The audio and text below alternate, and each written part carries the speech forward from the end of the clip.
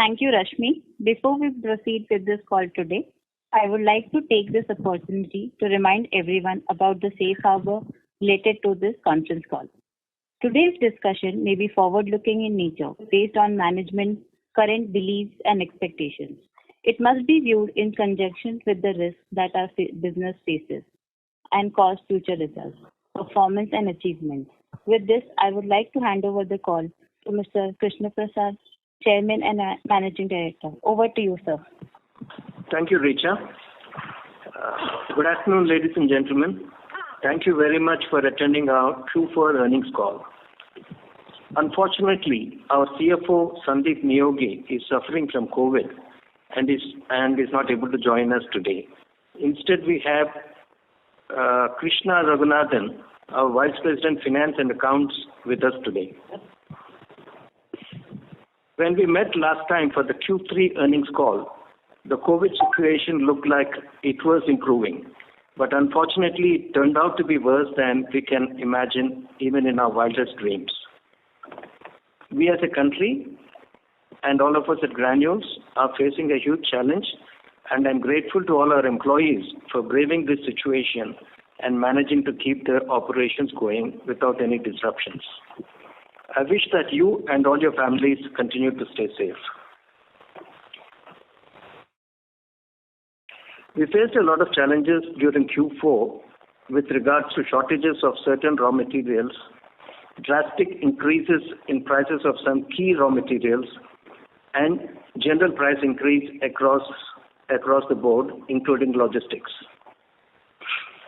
There was a huge global disruption in the supply of para-aminophenol, the key starting material for paracetamol, due to a major manufacturer in China shutting down temporarily.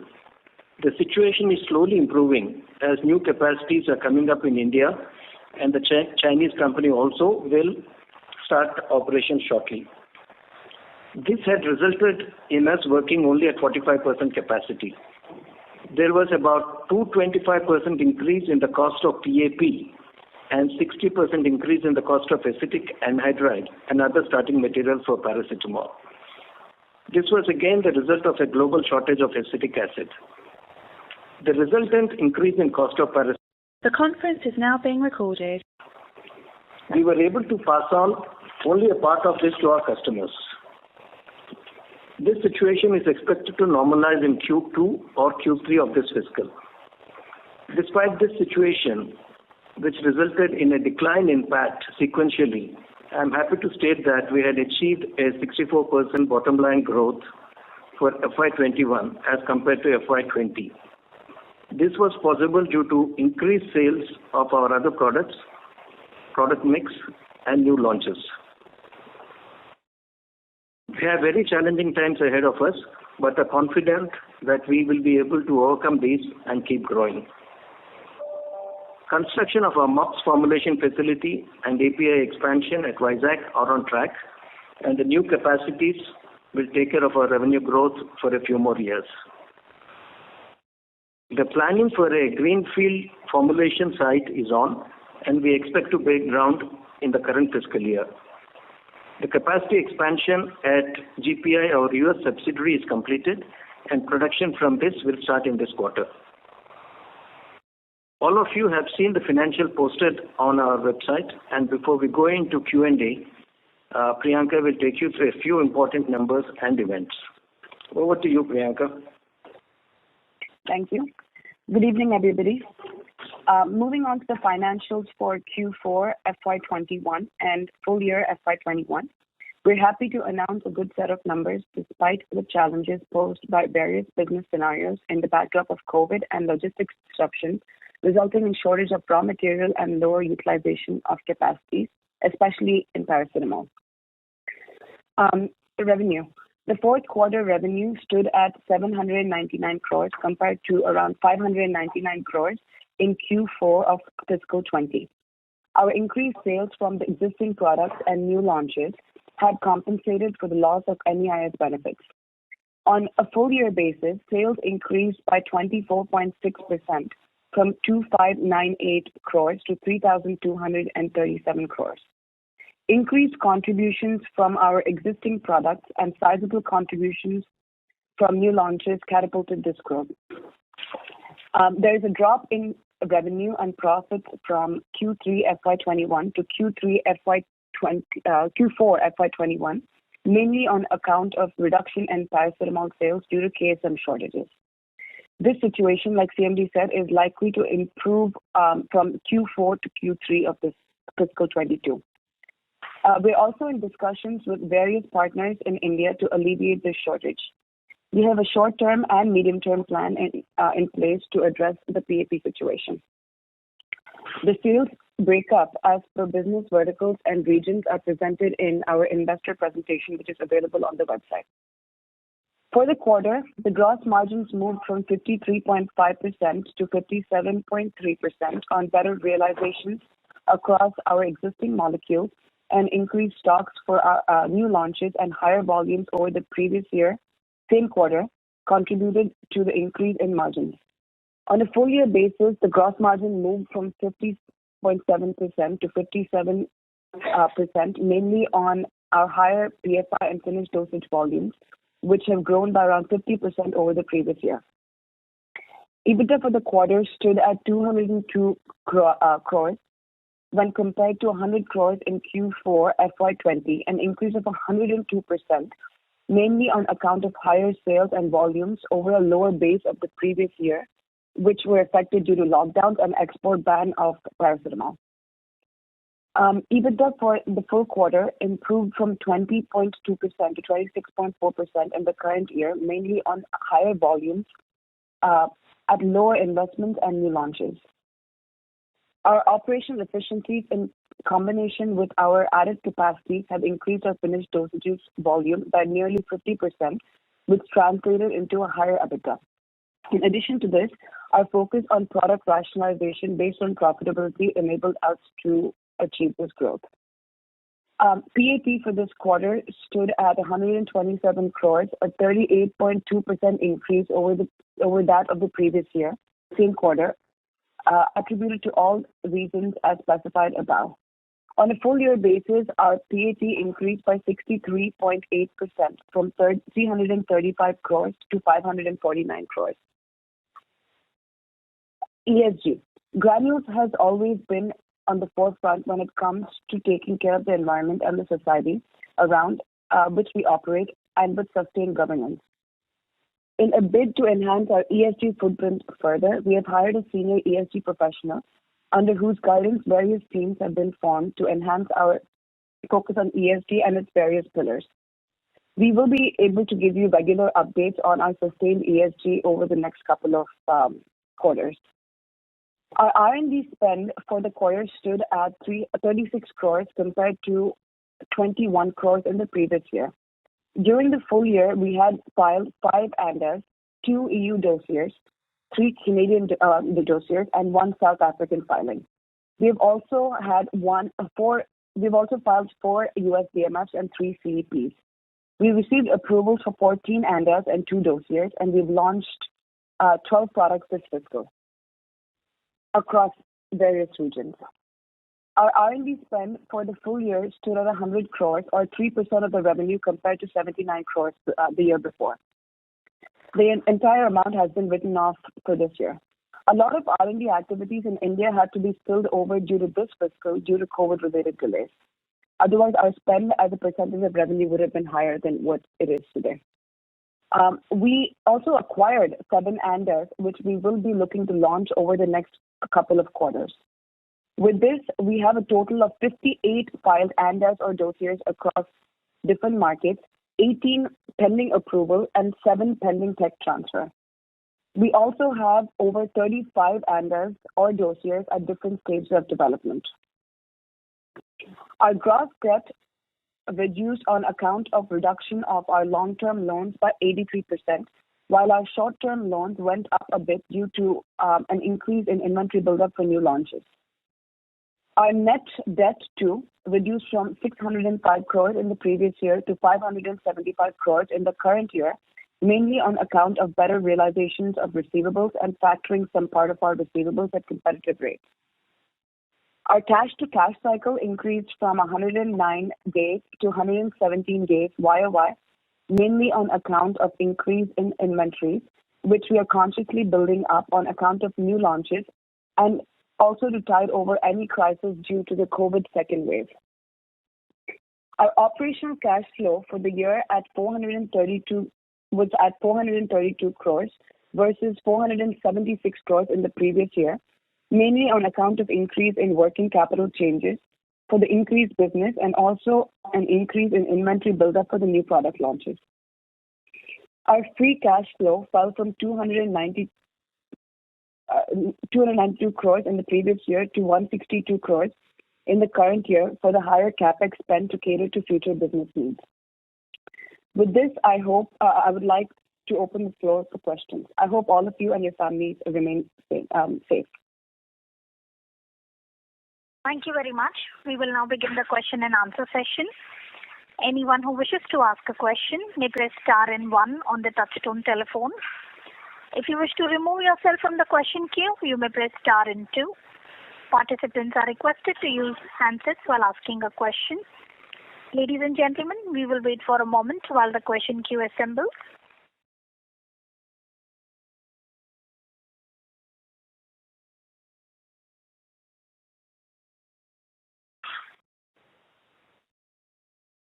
The first question is from the line of Sudarshan Padmanabhan from Sundaram Mutual Fund. Please go ahead. Hello, thank you for taking my question. My question is to understand a little bit more about the raw material issues that you talked about on PAP side. You said that primarily from the second half of this year that, you see things reverting back to normal. I believe that there is also some capacities coming across, with Sadhana Nitrochem and, Valiant, etc. How do you see, do you see that things getting a little tighter in the intermediate, term before it actually gets little lighter? And apart from PAP, do you see pressure in any other raw material?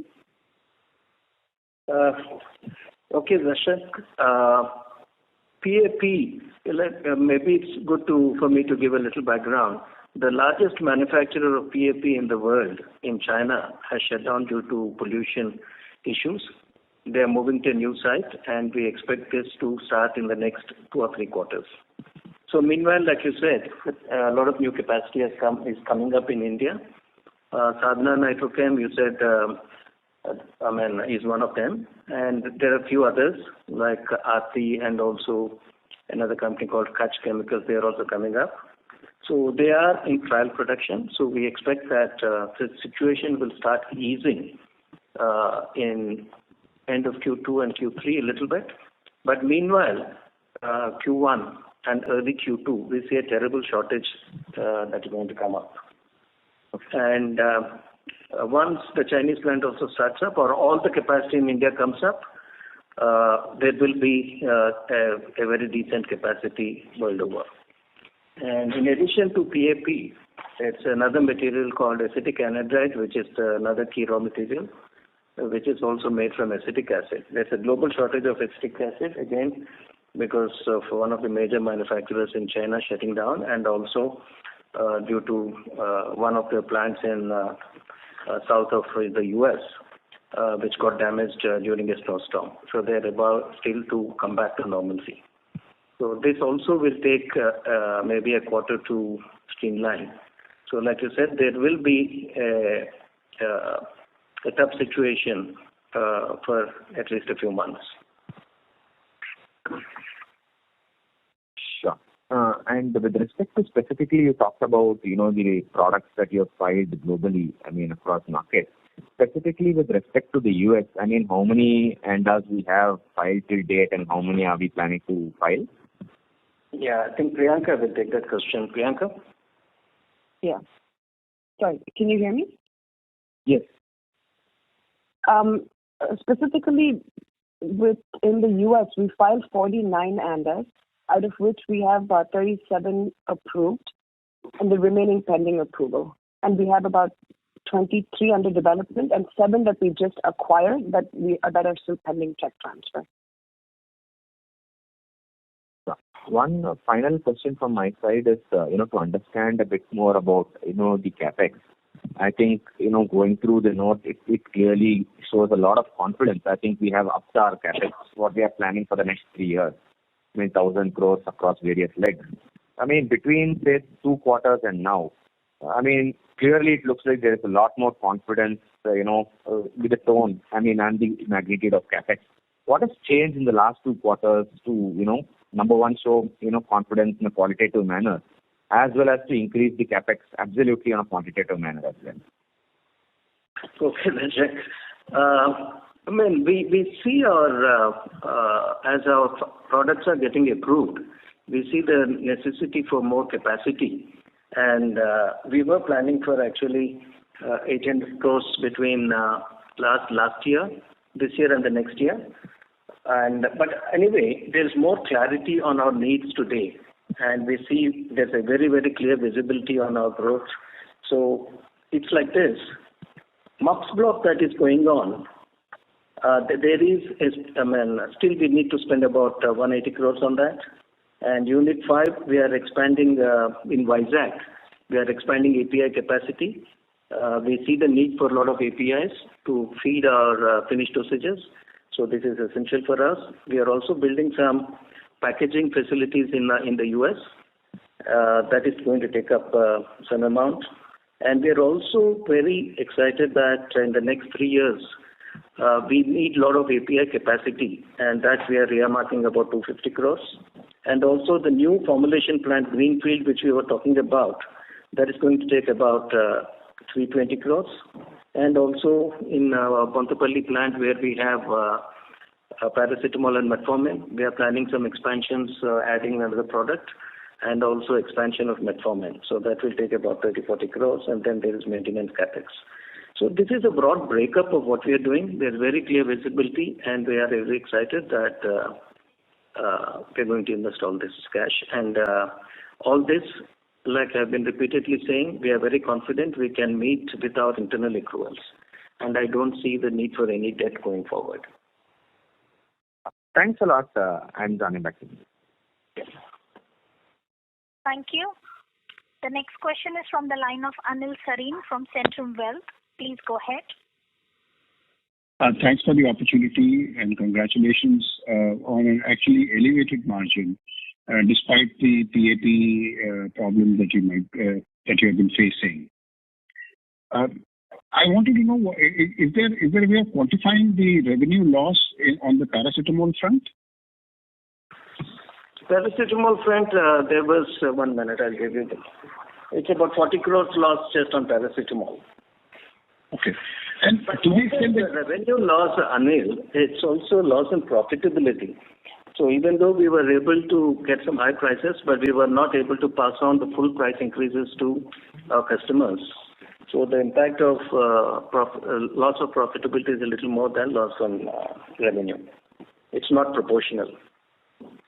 Okay, I get it, but that makes it all the more commendable that you are saying that this is a reduced profitability, but what one is seeing is actually a good gross margin. So one can only imagine the gross margin would have been higher still had this PAP, the raw material problem, not been there.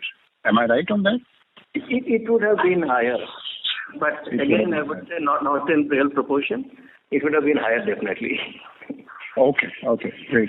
So what I like about Granules is that, there is this large component of your older generation molecules which keep on giving you the cash flow with which you can go and, build some forward-looking or more interesting kind of products on a going forward basis. So we have reached around 26% EBITDA margin. Considering bulk of your margins are assured in nature because of the older products that you have, which continue to have good, strong demand and continue to deliver good margins. Going forward, as you add more highly value-added or higher value-added products, what is the EBITDA margin outlook, let us say by fiscal 23, or maybe for the next 2-3 years, if you can give a guidance? We've always been talking about EBITDA margins of about 25-26. And new launches are definitely contributing, but we need to experience how these things are going. The volumes of the new launches, while some of them are very good, everything need not be in the volumes or magnitude of our existing products.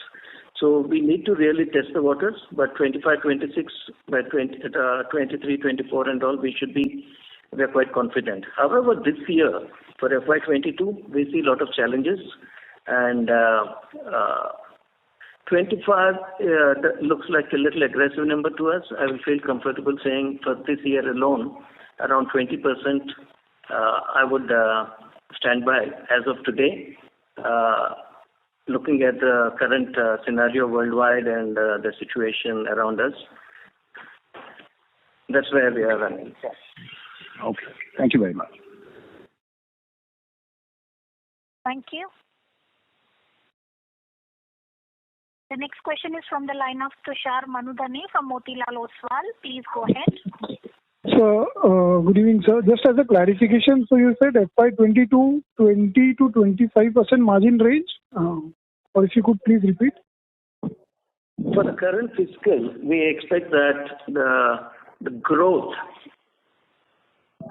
the EBITDA also will be around 20%, and growth also over the base of 21 will be 20%. And the scope of passing on the raw material price hike to the customers, how do we see that changing? Let's say products like paracetamol, where the cost has gone up by 200%, there is no way everything can be passed on to our customers. Customers, we are actually partners, so we would like to share some of the losses and not expect just one person to bear the entire thing. So we can partially pass on the price increases. I'd And just like to say that we do have an element of B2C and B2B.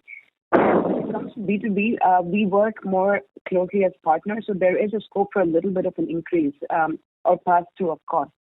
But when it comes to B2B business, it's not possible at all to pass on any price increases.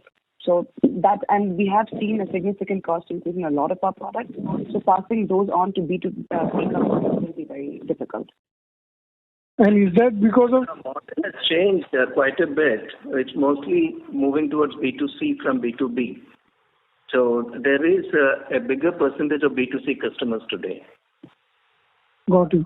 But is it because of the long-term contracts in place where prices are kind of fixed in nature, or like, or is it to do more with the... The prices are not fixed in nature when it comes to B2B customers, but if B2C. you essentially try B2C customers, apologies. But if you increase the prices, then your product will go into an RFP situation. So that's precisely why we can't really increase the prices. As Granules, we do have the wherewithal to take the short-term hit in profitability, but we do want to protect our volume because that's the nature of our business. Got you. And just lastly on this same aspect, like while we are doing the good amount of capex or capacity expansion for the on the paracetamol as well, but is there any scope for doing the backward integration and have this PAP in-house manufacturing to some extent so that we avoid or rather reduce this risk going forward? PAP is a chemical, Tushar, and this is made from PNCB. So there are a lot of people who are integrated into PNCB. So they start with chlorobenzene, and then they make PNCB. And when you make PNCB, you get ONCB. There is a downstream products in ONCB. So just an individual company making PAP from bought out PNCB cannot be competitive as we go by. So we clarified this before. If we want to be integrated in PAP, we need to have a different technology, which we have, where we start from nitrobenzene, we don't get any byproducts. But however, the cost of a plant, the scale has to be very high, and also the cost of that plant is going to be very high. So we were encouraging other partners to start production for us, and we were in the process of discussing buybacks with them, and a few people have, it's in advanced stages. So we will be partnering with people rather than integrating backwards. It's a chemical, and we want to be competitive and use our cash judiciously rather than going into backward integration just for the sake of that. We know we are going to be secure in future. Understood. And good amount of this cost increase is already factored fully in the fourth quarter performance, right? Not full. There were some raw materials which were negotiated a few months in advance, so they were not fully accounted for. This quarter we'll have to encounter higher price increases. And that's the reason why we are factoring the lower. We are indicating the lower margins overall. That's right. The first quarter is going to be not that great, and overall the year it will pick up in the subsequent quarters. But the whole year, we want to be cautious. We don't know what's going to happen. Fair enough. Thank you, and all the best. Yeah. Thank you. The next question is from the line of Abdul Puranwala from Anand Rathi. Please go ahead. Hi. Thank you for the opportunity. So my first question is with regards to the US launch. So in the last 6 to 9 months, we have got a couple of approval for MUPS products, potassium chloride being one of those. So what is the status on the launch of this product? Have you already launched this in US or is it planned? Mr. Puranwala, so there's a disturbance coming from your line, sir. Yeah. Is it better now? Yes, sir. Yeah, that's better. Yeah. So my question was on the MUPS product. So we had got a couple of approvals in the last 6 to 9 months. So have we launched these products or this has been lined up for FY22 or 23? I don't want to talk about product specifics here, but we have launched the MUPS products that we have received approval for. We still have one that's pending launch, which we launch in Q1, Q2 of this fiscal. And apart from that, we also have other MUPS-based products in our US side, which have all been launched. Sure. And my second question is with regards to this margin guidance of somewhere around 20%, which is close to our historical range. So are we building any cost element coming up from the MUPS side or the Vizag plant, which will be up and running next year? So are we factoring some cost increase on that front as well in this guidance? There will be some cost increases there because the plant will come up, but they will not be. It will only be the last quarter possibly, and there would not be too much production coming through the plant. Sure, sir. And one final question. Mainly, it will be due to cost of increases in raw material prices. Sure. And shortage of raw materials and lesser capacity utilization. All right. Just final question is from me. So in your opening remarks, you mentioned that the paracetamol capacity is operating at 45% capacity. How do we see an improvement in this utilization from Q2, Q3 onwards? Considering that there would be still some uncertainties with the supply side. So by when would we expect the supply or the capacity utilization to resume back to the previous level? I would say end of Q4 we would be back to normal, and it will be a slow ramp up. Q2 will be a little possibly better than Q1, and Q3 will be better. That's how it's going to go on. Because we are sure that we're going to get some materials from domestic capacities that are coming up, so there'll be a slow ramp up. Sure, sir. That will be all from me. Thank you for answering my question. Thank you. Thank you. The next question is from the line of Ranveer Singh from Sunidhi Securities. Please go ahead. Yeah, thanks for taking my question. And congratulations for a good number despite challenges. So my question is around the guidance you gave earlier of having PAT growth of 20 to 25% during 21 to 23 on CAGR basis. So are you still standing with it? If you take a 3-year CAGR, yes, Ranveer, but if you just see this year, we are saying it's going to be around 20%. Okay. 22 versus 21. No, so 1 year growth you're saying, and 22. Yeah. CAGR, yes. 3-year CAGR we expect will definitely do. Yes, we are very confident of 20 to 25. Okay. And any ballpark number on revenue growth in 22? 22, we see about 15 to 20% revenue growth from 17 over 21. Okay. And just a clarity, you said that one MUPS product has been launched, so that potassium chloride has been launched? Priyanka? I don't want to get into product specifics at this point, Ranveer. No, with your perspective, in last call you had mentioned that by April we'll be launching potassium chloride. So that No, I don't think we took the names of any products, but we have launched the one product from India that we got approval for. That's MUPS based. That answers your question, Ranveer. Yeah. Okay. And just one more, if I can. I see that on margin-wise, we had around loss on API due to paracetamol, and so bigger loss on EBITDA also on API segment. Still, we have a higher EBITDA. So I think its formulation segment has contributed more on EBITDA, or it's a PFI which has both been have contributed. Formulations more than PFI, but both have contributed. APIs have actually gone down, and these two PFIs and FDs have contributed. Okay. I think there was a slide in our presentation which clearly depicts this. Okay. Yeah. Thanks a lot, sir. That's it from me. Thank you. Thank you. We would like to remind participants that you may press star 1 to ask a question. The next question is from the line of Kunal Dhamechha from Emkay Global. Please go ahead. Thank you for taking my question. So the first question is related to the para-aminophenol. So our guidance of 20% EBITDA margin, does that assume significant deflation in PAP prices in, let's say, quarter 3 or quarter 4, or does that assume similar pricing which we are getting on PAP right now? Quarter 4, we are optimistic that the prices are going to come down. And yes, it's based on a little optimism for Q4. Sure.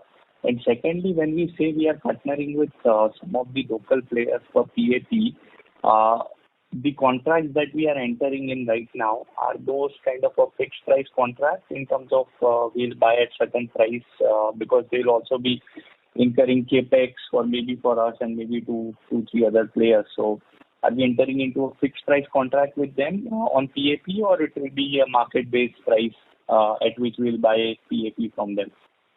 It will be a combination of many things. It will be a combination of raw material prices formula and also market pricing. It will be a little complex way we operate this. Okay, so maybe a certain part would be raw material plus the margin, and then there'll be some caveat saying if the market prices are above this, then something like that. Yeah. I think you're yes, you're right. You're close to the idea. Okay. Sure. Thank you. Thank you. Thank you.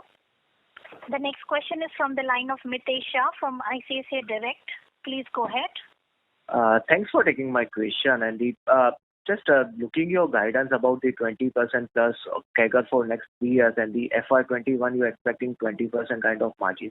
So are you expect that from the FY23 onward, if the raw material pricings are cooling down or it's normalizing, can we achieve the FY21 kind of margins in FY23? Yeah, 25% EBITDA is what we always plan. I've been saying that is what we are optimistic about. And definitely, considering that FY22 is going to be 20%, and we are expecting between 20 and 25 in 3 years CAGR, 23 and 24 are going to be close to 25. Okay. And about your 1,000 crore capex plan for next 3 years, so I believe that major capex would be coming in FY22, right? And can you any guidance about that? Not major. FY22, we expect to spend 400 crores in 22, and the rest of the 600 crores is spread over 23 and 24. and the new domestic capacity is coming, raw material capacity for paracetamol. It is sufficient that largely to replace the Chinese player? Definitely, I won't say replace. It will be close to the capacity of the Chinese player, which should make sure that there's enough material around. But there will also be the Chinese player coming back. So there's going to be, I would say, a lot of surplus material in the market. Got it. Thanks a lot. Thanks. That's it from my end. Thank you. The next question is from the line of Praful Bora from Systematix. Please go ahead. Yeah, hi, sir. Sir, on one of the previous points that you mentioned about price increase is not possible in B2C segment. I'm just trying to understand this a little better because typically the PAP price increase would be true for the entire market, and all your contracts would have some price escalation clause as well, right? So, how does it exactly work that we're still not able to take any price increase there? Priyanka, you want to say that? Answer that? Sure. So the contracts that you have with B2C customers are definitely different than the contracts that you have with your B2B partners. And the flexibility of passing on any cost increases is highly unlikely. It's not that there's a fixed cost, but if you need to be competitive in the market, you have to make sure that you don't increase prices. Because if you do, like I said earlier, there is a chance that the product will go into an RFP, which essentially means that they put it out to bid, and you might lose the volume because you don't know what your competition will necessarily bid at. So this can be true if there's a company-specific issue and the prices are increasing only for one company. If the prices are increasing for the entire market, then logically, the market price itself should go up. Yeah, sorry. So price increases for the market in that if your cost increases are different than price increases. In that, if my cost is increasing, I might not necessarily, as XYZ supplier, if I have a big basket of products, for example, I might not necessarily want to pass it on this product. I might pass it on for another product, or I might just ask for a higher price. Or you look at the entire basket as a whole. But when it comes to product specifics, you might not necessarily raise the prices because my profitability threshold can be completely different than what XY other companies' profitability threshold might be. But for us, we look more at the volumes that we're getting from specific products. And like I said, any short-term hit we can certainly take, but if it continues going for a much longer period, then we'll have to look at how the situation will play out. Okay. And, suppose if the situation continues for another quarter or so, do we run the risk of, non-supply in the US and hence the penalties? No. We are actually proactively building our inventories to up to 6 months of inventory right now because of the uncertainties involved, not only on, our production at the Indian sites and the US sites are going on at close to 100%. But it's sourcing, being able to source the raw materials on time, logistics, etc., that could delay having product in here, in stock and full in our warehouse here. So we are proactively building up inventory for the near future. So I don't see any disruptions happening at the moment. Okay. Thanks. Yeah. Thank you. Thank you. The next question is from the line of Darshit Shah from Nirvana Capital. Please go ahead. Hi, sir. Thanks for the opportunity. Sir, on the PAP side, you said one of the largest Chinese customers is shifting. And sir, can you just update on how much production is coming up in India over next 1 or 2 quarters, you said? You're talking of in India, you said, right? Yeah. Yeah, I think it could be close to the total capacity what the Chinese supplier had. And it could be somewhere around, I would say, 35,000-40,000 tons. per annum. Okay, and with the Indian players that we know that Pfizer, United, and there's another RP group company, Valiant Organics, which are coming up. So are we top with them for supplying PAP to us? Yes. This is a priority thing. We are on top of it. And again, we have short-term plans, medium-term, and long-term plans for the whole thing. Okay, got it, sir. And sir, sure. And sir, on the margin guidance which you have given, and on FY22, what you are saying is probably we might end up doing 20% PAT growth over FY21. But so that, if the margins are going to fall from 26% to 20% this year, I don't know. The revenues have to grow quite a bit to kind of outpace the PAT growth over FY21. I don't know. Either you're conservative on the margin side this year, or probably, there is some kind of mismatch I see. Not a great mismatch. It may be a few percentage points, Ashok. Not a great mismatch. But, if you have some clear numbers, I think, and send it to us, we can clearly come back and explain that better. Sure, sir. No problem. All the best, sir, for future. Thank you, Ashok. Thank you. The next question is from the line of Tushar Bora from MK Ventures. Please go ahead. Yeah. Thank you so much for the opportunity, and commend the management for a steady performance in light of all the troubles on the PAP side. Just a couple of points. First, just on the gross margin, just wanted to quickly clarify: is there any positive one-off on the gross margin side for any of the other products? Or, if I may, if once the paracetamol situation eases out, do we expect that the gross margins actually should be higher if there is no one-off in the other parts? There is to some, I won't say one-off, but one of the reasons for gross margin increase is also build-up of inventory. As Priyanka mentioned some time ago, we built up a lot of inventory in India and in the US. And as you know, the overheads on the inventory makes a difference. That adds to the gross margin a bit. So that's one of the reasons. And also overall the product mix and the new launches have made a little positive contribution. And to answer your question, we'll have to see how things go. As of today, yes, there's a situation, but there's a very dynamic world in B2C marketing. So we are trying to be a little conservative. Fair enough, sir. Second, on the US business itself, on the new launches, how have they performed? Any qualitative or quantitative comments in terms of market share, or whether it's been better than expectation and so on?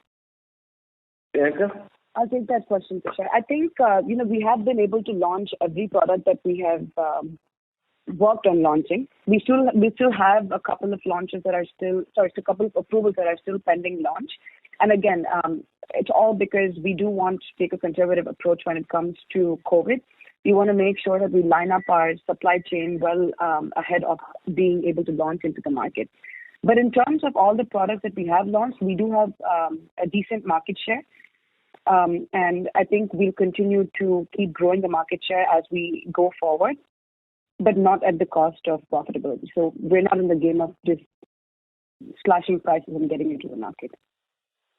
Yeah, but if I read your, the bunching up of new launches combined with the ANDAs that you are also sort of taking on from others, I see an aggression overall in approaching the US market in terms of building the formulation side.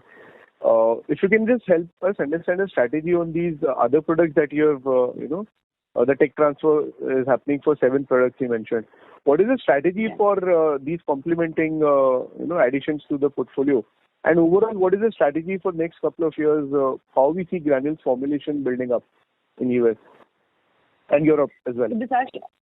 So this actually ties into somebody's question earlier on CapEx and what gives us the confidence of incurring this much CapEx. See, I think the game, especially now with how dynamic the finished dosage industry is in the US market, that you do have competitors. And as Granules, we do have competitive advantage on a lot of products. But there are other factors that kind of come into play when it comes to getting market share. And like I said, we're not in the game of just reducing prices and crashing the market to be able to get in. So sometimes your pickup might be a little bit later than you expect it to be. In that if you expect to get to a certain level of market share this year, it might take you an additional 6 months or 1 year to get to that point. So we do believe that you need a basket of products to get into to play very strongly in the US market, primarily because end of the day, there is a lot of consolidation in the US market, and the bigger suppliers do take the cake because they do have a basket of products to play within. That said, we're not diverting too much from our strategy that we have set of focusing on a few molecules where there is a competitive advantage. So we are linking all the acquisitions that we have and all the future products that we are that are under development, which together comes to about 44 products, to some level of backward integration, some level of complexity on a finished dosage front, or some level of strategic partnerships that we're building on a KSM front. So everything is linked, and we will have some products in the basket that are going to just sit in the basket that we might not launch immediately. But as we see the need for them to be launched, we will launch them. I hope I've been clear. Yeah. And what I also understand from your response is that overall, as we are looking at building a much stronger formulation piece, and also as we are backward integrating on most of our critical products, especially in light of what has happened last with PAP also now. Overall, I think as we scale up the business, our margins, gross margins in particular, should start to look more like they are for some of the larger generic players in US from India, where the gross margin profile is much stronger. We should be moving in that direction. We are moving in that direction. We do have some more complex generics also coming in. But if you look at any of our large competitors, they have a mix of different regions. They're not just talking about the US market when they talk about gross margins, right? And the US market, while it is very helpful when it comes to margins, it still is highly competitive. So yeah, I do think the gross margin profile will certainly improve. But if you ask me about competitive landscape, we'll have to look at specific companies and the mix of markets that they have versus the mix of markets we have. If I may squeeze in one last very quickly, I just back of the hand calculation, next 3 years, if the profit guidance that we're giving, say between 20-25% CAGR, we should generate somewhere in the vicinity of 23 to 2,500 crore PAT, and adding depreciation, we probably closer to 3,000 crores of operating free cash. X of capex and working capital, we should still have about anywhere between 800 to 1,000 crores of free cash flow. Any sense on where that money can incrementally be invested? Any specific areas that you guys are very interested in beyond MUPS from a 3 to 5 year horizon? Now, let me take that. So there's also a payback of some the long-term debt which we have, and there will be some, as business grows, there will also be a working capital need. So after taking care of all these things, I don't think we will have the 3,000 crores like you said, but we will be in a comfortable cash position. And like I repeatedly say, we don't need debt to fund our expansions. And as we see more opportunities and we see cash available, we will utilize the cash. We are not going to just build up cash, and we are going to make productive use of the cash which we generate. We are always looking for newer opportunities. We are looking for other areas of growth like other dosage forms. So we are working on our strategy. This is an ongoing thing. Right. Thank you so much, sir. Thank you. I join back in with you. Thank you. The next question is from the line of Mohit Mansana from Fidelity. Please go ahead. Hi, good evening, sir. Good evening, Mohit. I have actually same question which one of the other participants asked on FY22 guidance. So what we are saying is 20% revenue growth, and we are saying our margins, EBITDA margins goes down from, let's say, 26% or so to 20%. In that scenario, how can our PAT growth be 20% in FY22? It depends on the product mix, Mohit. The product mix changes, the margins also will change in certain products. But like I said, we can have a very detailed working on this, and we can interact. Definitely. Okay, but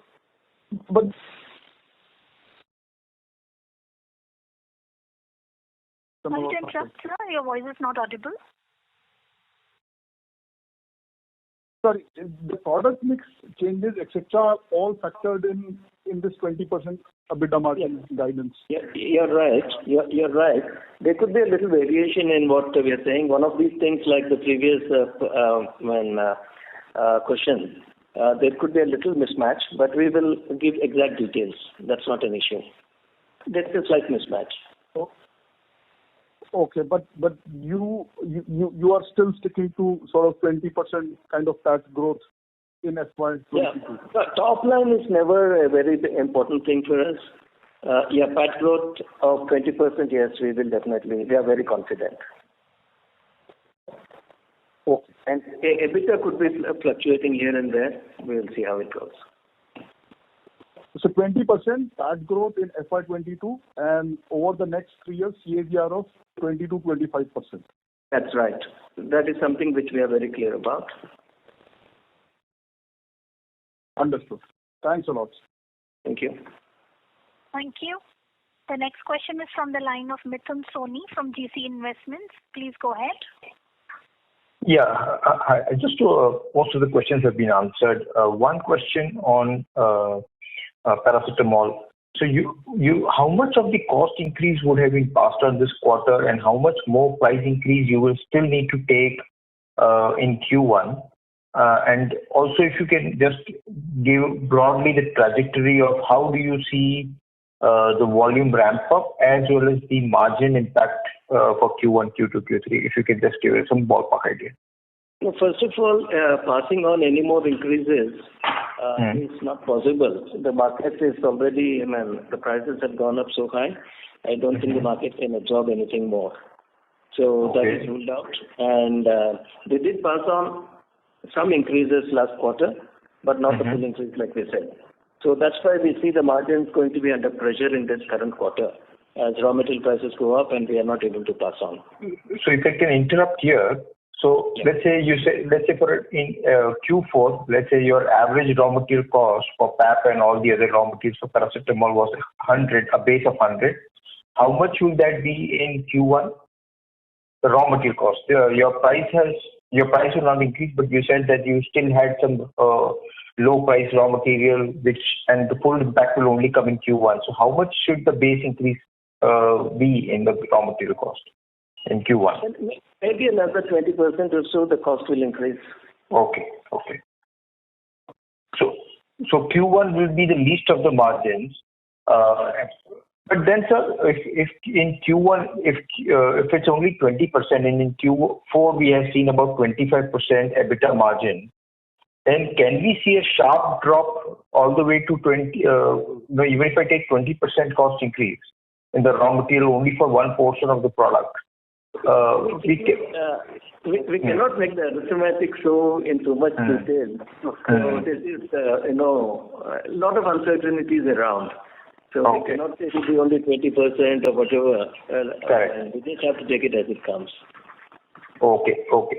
But and just one, what is the current Q1 utilization of the plant we are expecting in for paracetamol? It will be around the same.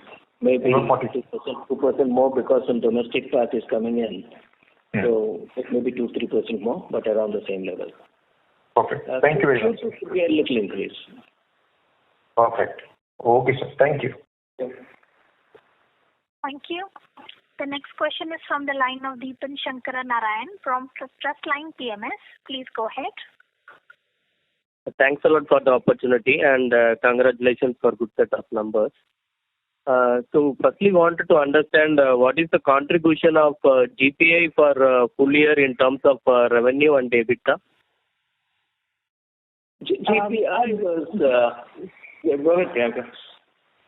GPI was about 15 to 17% of the overall top line. And EBITDA, I don't think we're getting into EBITDA specifics right now. Okay. Overall yearly revenue is about 500 crores, and I think let's not talk about EBITDA. Okay. And we are quite happy to see that promoter pledging has come down from 38 to 10% currently. So any guidance on pledging when it will be removed fully? It's not 10%, less than 10%. It's around 5-6%. It's actually 3.8% of the overall shareholding right now. No, out of the promoter shareholding, it's about 6% of my shareholding. And I don't think this is a serious issue.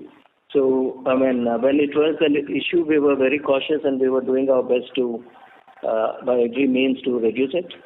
So, not a pressing issue, but maybe in the next 1 or 2 quarters, it will naturally extinguish itself without any great efforts. Okay. Thanks a lot and all the best. Thank you.